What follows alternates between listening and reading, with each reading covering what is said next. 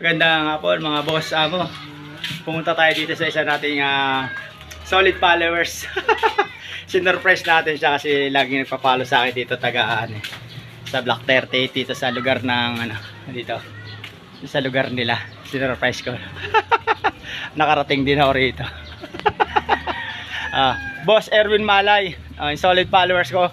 Ito yung nagla-live ako, laging sa akin. Laging naka-subaybay. Ito na.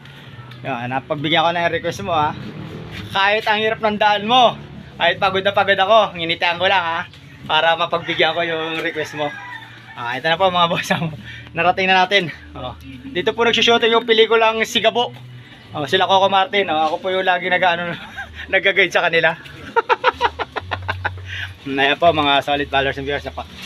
Napunta na natin ang ating mga solid followers and viewers na si Erwin Malay alias Kulot. Ang hirap ahon mga boss.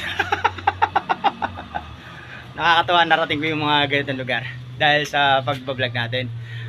Pinupuntahan natin sila surprise natin para sabihin naman natin na hindi tayo suplado at na magandang hapon ma'am.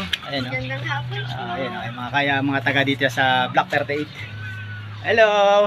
Dumayo ko ang sikat na vlogger, ambisyoso magsasaka, ni Kuya Joel. Ayan anak ka ni Kulot? Hindi. Hindi mo kilala? Hindi rin kita kilala. Ayan po, lalabas na tayo sa highway. At napuntahan na natin yung isa nating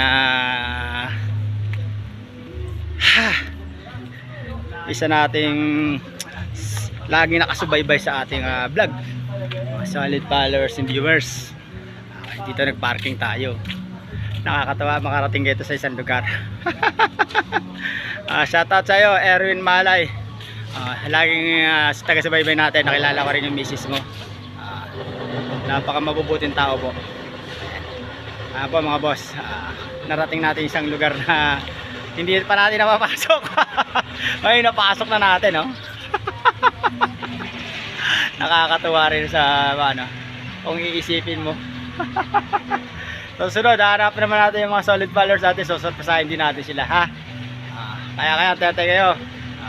At may dalang biyaya ang ambisyosong magsasaka ni Kuya Joel. Siyempre nagbigay ako doon, hindi ko na sasabihin kung ano yun. Surprise na yun Gusto ko ganun din kayo kaya mga solid followers ko, lagi lang kayo